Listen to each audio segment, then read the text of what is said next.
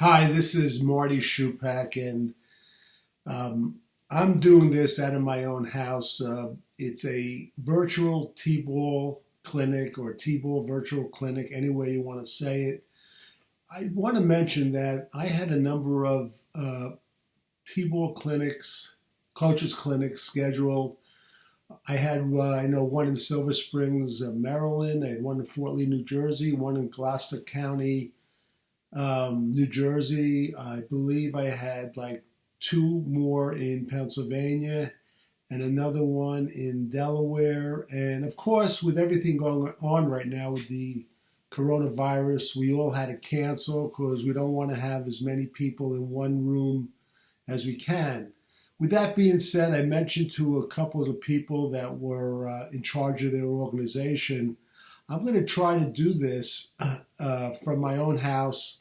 And again, I apologize that it may not be as engaging as if I was in a group or talking in a classroom or maybe on a ball field, but I promise you I'm going to do the best I can to help keep you engaged.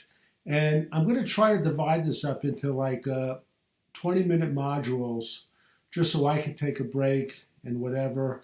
And I think we're going to try to do two today. And if the reaction is good, I'll continue with two more. So I want to start right in.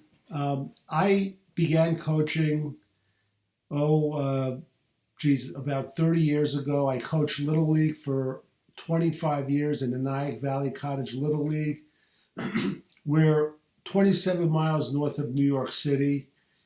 And I began coaching because my oldest son's first coach, when I was at the practice as a parent, I really didn't like what I saw. It was like 2.5 hours of batting practice, and I really thought that there has to be a better way of doing it. So I actually went to the board of directors, and they said, look, if you could do it better, why don't you throw your hat in the ring for next year? Which I did. But to be honest with you, my first practice was just as bad as my son's coach's first practice. But, I knew there had to be a better way, so I began investigating, and I began getting out books and a couple of videos which are actually inaudible. And then I started making some phone calls, and I'm a shy guy my whole life, but, I picked up the phone, I called some coaches, high school coaches, other Little League coaches. I went to observe their practices. I took some time off of my practice, had my assistant coach run it. I actually went up to West Point, and I observed their practice. And the biggest thing that I got out of it was that their practices had multiple drills in really a shorter period of time than you would have imagined, where everyone was engaged almost at one time, and there was very, very little standing around.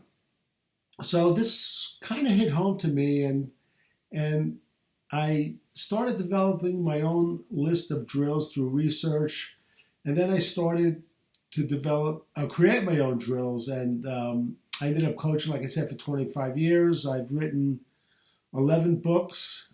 I have 26 sports instructional videos.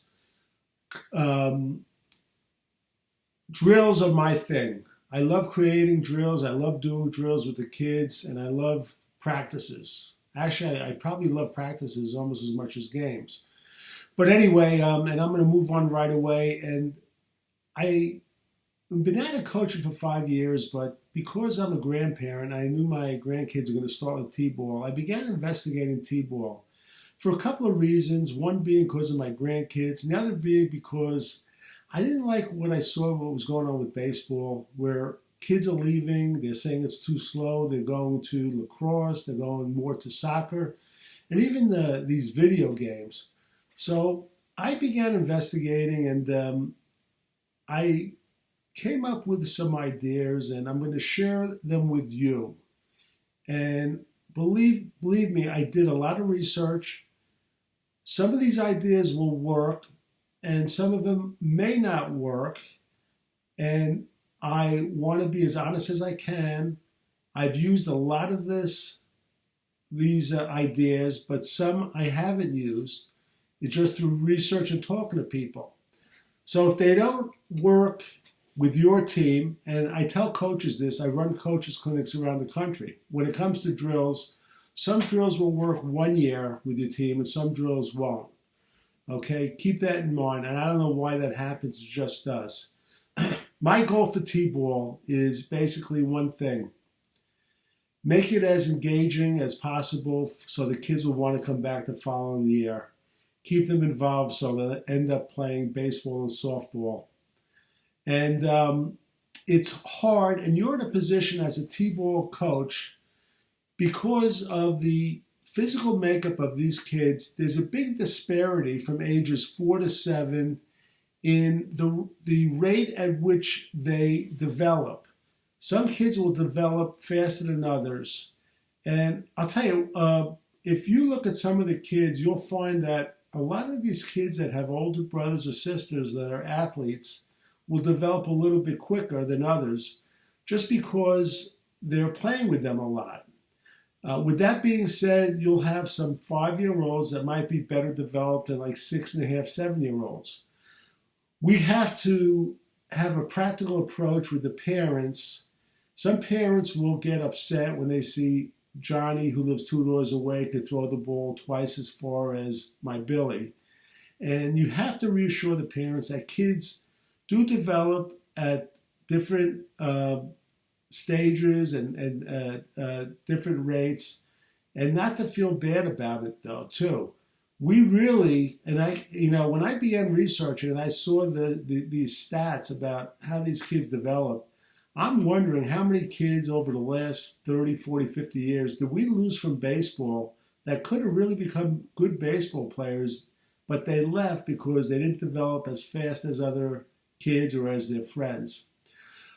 Okay, so that's the background on me. And there is some off-the-field preparation I do every team I coach, and I learned the hard way when I began coaching. And I just want to say that this setup I have, I'm not a technical guy.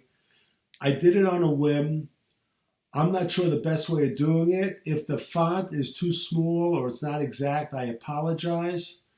You have to excuse me if I sometimes am not looking at the camera. I have to refer to notes. There'll be times where I'll be taking a swig of some water. So just bear with me, okay? I just want to go into like off the field preparation. And if you kind of like scroll down, and even though right now today I believe it's May 26, 2020, some of you may have done it or some of you may have missed doing it.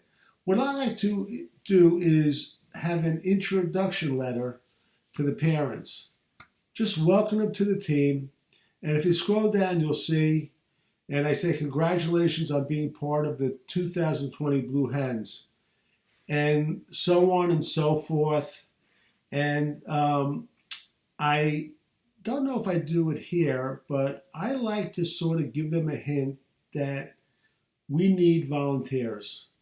And volunteers are so much more important in T-ball than really any other area in youth baseball, though it's important everywhere.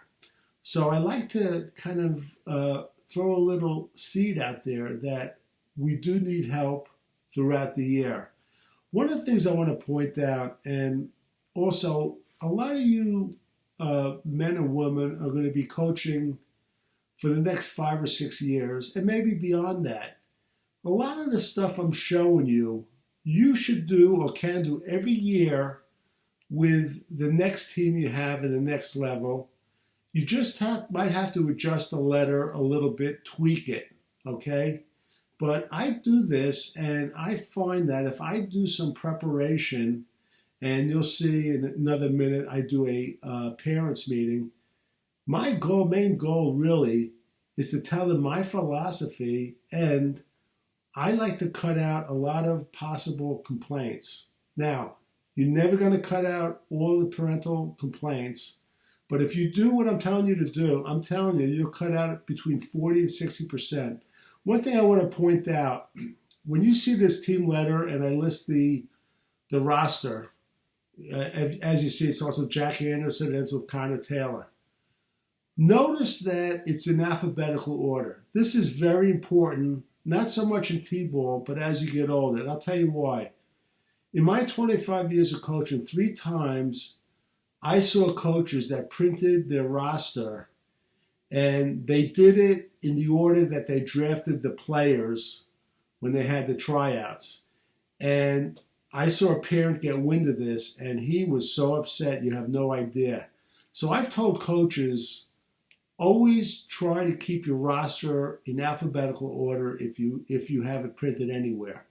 So this is really the intro letter, and this is what happens. In our league, we do this we pick teams in October. T-ball, we usually wait for January or later. But I think it's a great idea to do this. You're sending and it's easy. You're sending an email letter to all 12 sets of parents. Excuse me. After that, and again, I'm going by our league. So if that's written, and let's assume I'm writing this in the fall. I follow up with a letter where we're almost ready to practice. We may have been practicing indoors, we may not. And you can see the letter if you scroll down. Dear Blue Hens, players and parents, our season is finally here, etc., etc. And notice every time I write a letter, I always like to keep all my contact information there, okay? And in this letter, I'm doing a couple of things. I'm mentioning how we're having a team parents meeting, number one, and I'm saying it's not going to last more than 15 or 20 minutes, and we're going to do it in the parking lot, and I tell them it's required. I want all of the parents to show up for that. And the second thing is I'm asking for 2 parents to be team parents, and they'll help out setting up the snack schedule for each game, and they'll be in contact with the other parents when we need more volunteers. And it's always good to have a couple of parents. I don't think I've ever had a problem getting a team parent. If you can't get 2, you'll get 1. So we're going to meet for the team meeting, and I always like having a handout. You could use this, you could print it off your computer and adjust it to your team or your location. And it begins with welcome to the 2020 Blue Hens. And then I go over some of my philosophy about arriving to practice on time. Practice pickups, you want to make sure parents are there 5 to 10 minutes before practice ends. I also tell them about opportunity time. Now, I keep my practices short. And in T-ball, and we're going to get into this, I don't believe that you guys should practice more than anywhere from 30 minutes to an hour and 15 minutes. But that's up to you. All right? But as they get older, and you can do it in T-ball, I like to let them know that we have opportunity time. And that's a time where they can come down 1 or 2 players, and you can work individually with them, either hitting off the tee, or you could work on their fielding or their throwing. I go into playing time in T-ball. It should never be a problem. And I touch on fan behavior.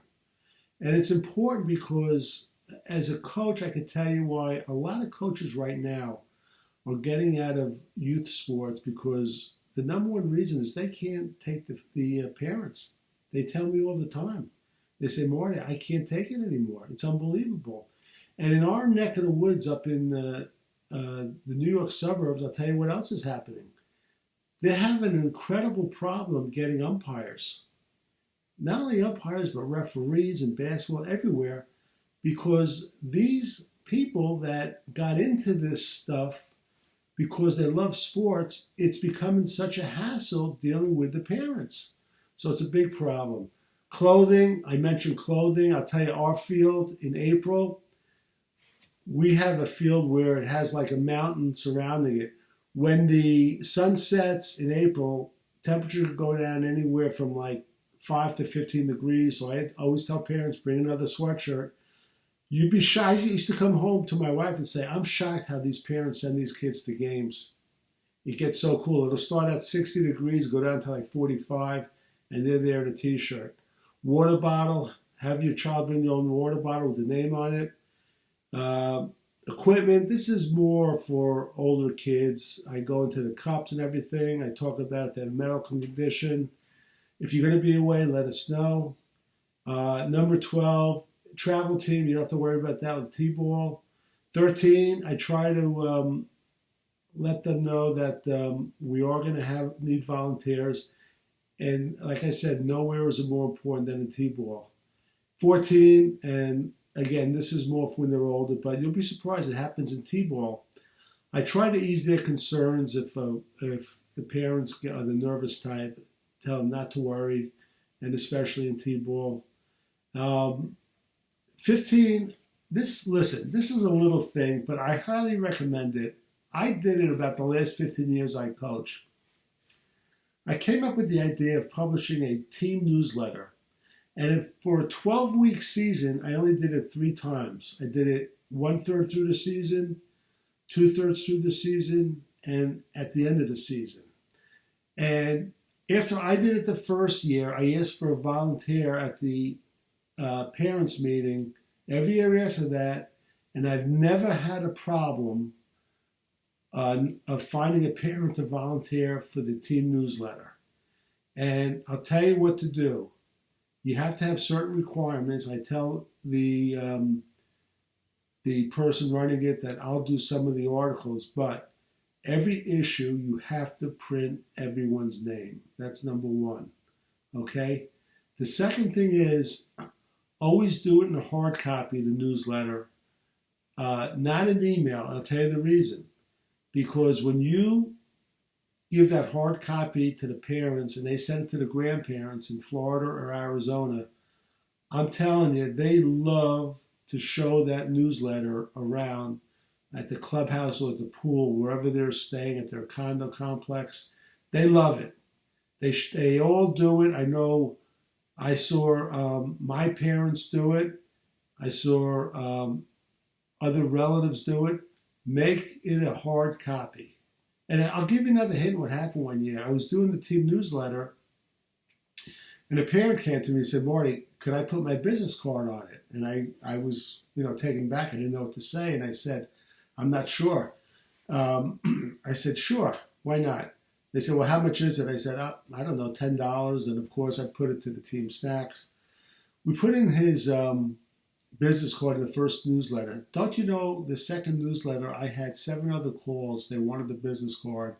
Long story short, we had 8 business cards. We had about between $80 and $100. Put that money to snacks and the team picnic. It worked out great. So be creative that way.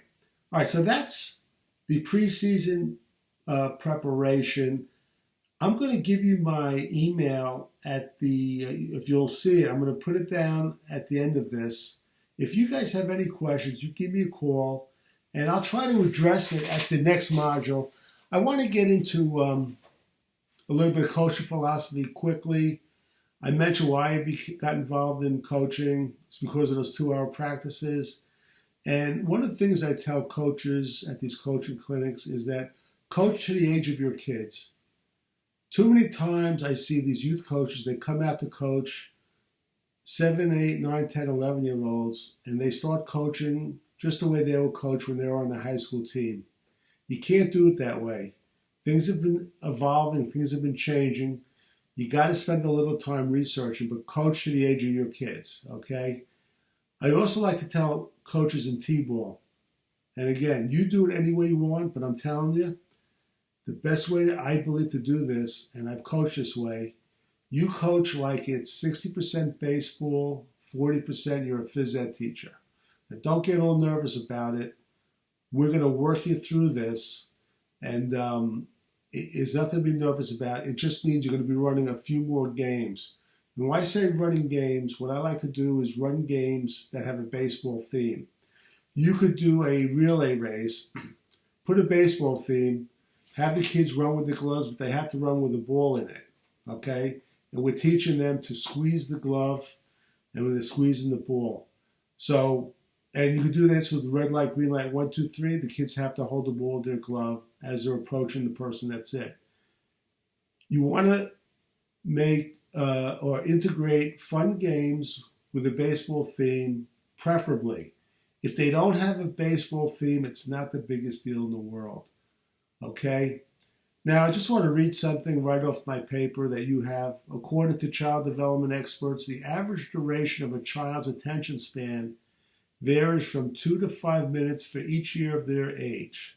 So, for example, a 5-year-old child should be able to focus for 10 minutes to 25 minutes, depending on the nature of the task and other variables such as the time of day. I put this, and this is my line. Attention span of children will be affected by the stimulation of the activity. And I'm telling you, that's 100% true. Okay? Next, I want to read this. 2 types of fear keep students in phys ed from learning and performing up to their ability. You could substitute phys ed, you could substitute T-ball into where it says phys ed. The fear of being embarrassed in front of their peers and the fear of getting hurt. Now, if you eliminate both, these young kids, 4 to 7, will blossom. I mentioned about the age disparity, 4 to 7 years old. I have a couple of sample practices, which I wrote out. And if you look at it, you'll see that, first of all, you don't have to, you do what you want, but I recommend highly you warm up before every practice, okay? Warming up has proven to be a great way of preventing injuries, even at the youngest level. And even if they don't prevent injuries and you warm up for 5 minutes, aren't we teaching our kids the right thing to do for when they get older? I mean, I'm a huge NFL football fan. How many times do you see the best athletes in the world miss weeks in games because they have a pulled hamstring muscle? We want to teach our kids the right thing to do. Warming up will help them at a young age, but you also want to get them into good habits.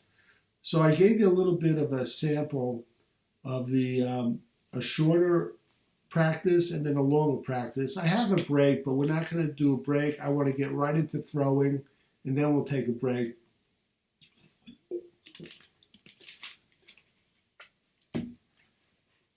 One of the things I tell coaches and parents at coaching at the T-ball age, and one of the things you have to do as coaches, you're going to have returning players coming back for a second year of T-ball. You might have to separate them by skill, okay? For the first time T-ballers, what I like to tell coaches and parents is try to separate skills. If you're teaching throwing, then don't teach catching. And if you're teaching catching, then don't teach throwing. Combine the skills a week or two later into the season. And you're going to say to this, hey, Marty, how do we do that? Well, look, one of the things I also tell coaches, we end up putting a lot of money into our teams, okay, our own money. If you said to me, what's the biggest thing or the main thing we should put our money into, I would tell you baseballs. Even on the T-ball level, the approved soft-covered T-ball baseballs that you have, get extra balls, okay? As you get older, if you have extra money or if you have a parent that wants to do something for the team, and I've had parents that are very wealthy, they like to show off their money, you tell them, look, we could use baseballs. I had a guy do this one time, the next practice, he came with 12 dozen rolling baseballs. It was amazing. So you want to make sure you have plenty of baseballs. So when I'm saying you have a throwing drill, okay, you have buckets for each kid, or if it's one station, you have a bucket for the one station. And they'll take the ball out and they'll do whatever they have to do in the drill, and they'll take another one out. They don't have to be concerned about catching. Now, when you're doing a drill with catching and they catch the ball, you just tell them roll it onto the side, go to the next one. We want them to focus on the specific skill that we're trying to teach. And again, Very early in the season, you will be able to combine skills. Okay, I want to go through quickly on throwing, all right, because this is going way too fast, and I'm trying to keep you guys engaged. And I was hoping we wouldn't go over 20 minutes, or we're way over that. Throwing motion, you'll see, I mentioned it, the older brothers and sisters have an influence. Use soft covered balls, sponge balls, rolled up socks, bean bags. You could do that. You want to use items that are non-threatening. Look at the movement of the head. Okay, when it's not steady, you'll see the ball goes everywhere else. And I forgot one thing to mention, and it's common sense, but whenever you're doing drills, especially in T-ball, spread your players out. If you have use of the whole field, use the whole field, okay? If you have a lot of volunteer coaches, use them. I've had mothers that came from their job in high heels. I put them out in the field. They think if they come to my practices, then they think they're going to sit in their car, be on their cell phone for 45 minutes. That's not going to happen. I pull them out and I tell them what to do, okay? Use parents, spread your team out liberally, okay, and utilize the space. All right. When throwing, you got to teach these kids to bring the arm all the way back, all right? You want to tell them they want to use the whole body. The legs, the movement of the legs stepping in are just as important as the throwing the ball, bringing the arm all the way back. And as we know, the opposite leg of their arm that they throw with will go forward. So I'm a lefty, so my right foot will go throw it, and then they'll throw it. We want to try to have them, again, keep their head steady, all right? A few drills. This is a great drill if you go to the ball drag drill. In this drill, we are pointing out to T-ball players that throwing uses both the upper and lower part of the body. As the players drag the ball from in front of them to behind them. Now look at the picture. The ball's in front, they're sitting down, they're dragging. Now obviously they're not using their feet, but this is okay. And one of the good things is their hand is on top of the ball, which is what we want. In T-ball, I happen to don't think it's that important if the hand is or isn't on top of the ball. But in this drill, it has to be on top of the ball, okay? And while they're sitting, it encourages them to bring the ball all the way back so they get to feel it. And you can have them throw it into space, or if your league allows it, against the fence if it's a soft-covered baseball. All right? Okay, so that's the freestanding bench throw. I'm sorry, the ball drag drill. The next drill is something that I made up. I call it the freestanding bench drill. And I'll tell you why I did this. I found that some players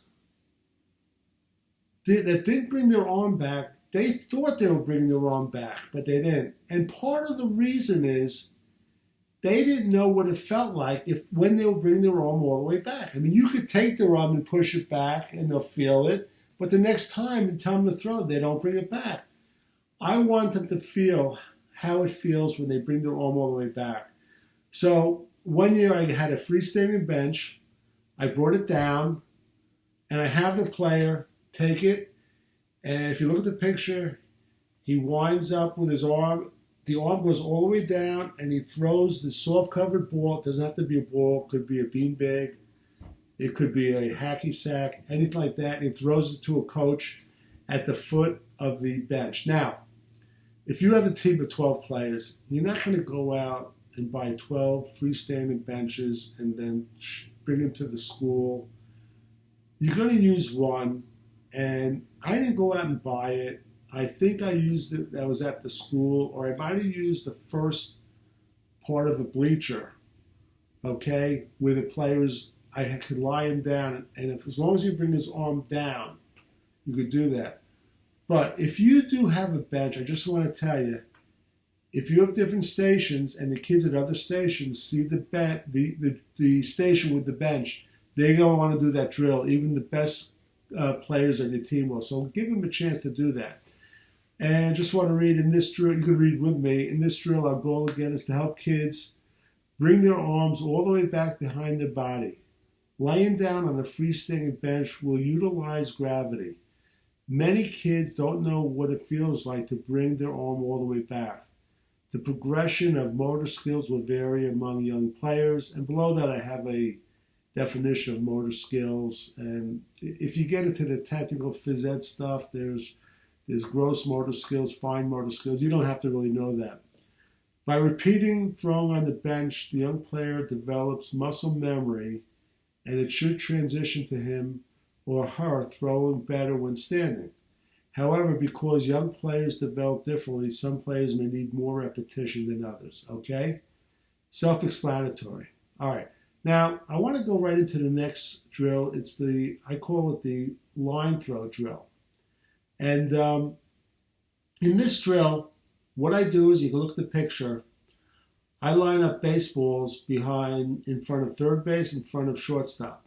The players will line up, and the coach will be in between the balls out in front of them. He'll start with one line, he'll point to the ball and yell go. The player runs, picks it up. It'll be a coach at first base. Okay, now, the coach, he can move down the line, which I just read that too. And you tell the players, and I'll just read this. In this drill, we are getting players to throw to a target. A coach must be at first base. He can be down the line so the throw is not as far. Have players make the throw on a bounce, even the kids that can reach on a fly.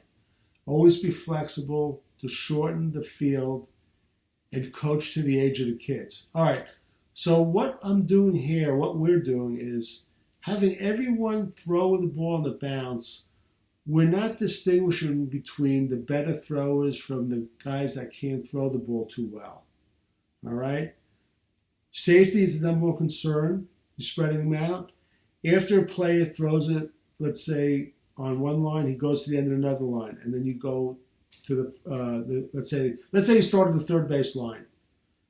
You point, he goes, then he goes to the end of the line, then you point to the shortstop line, he goes to the end of the third base line. There's a lot of movement and repetitions, okay? And the picture is really a little deceptive because that's for older kids. You should really move it in closer to home so the throw is not that far. All right, so we're kind of wrapping up the throw-in portion module of this, and hopefully you guys got something out of it, and we'll get into the next module in just a minute.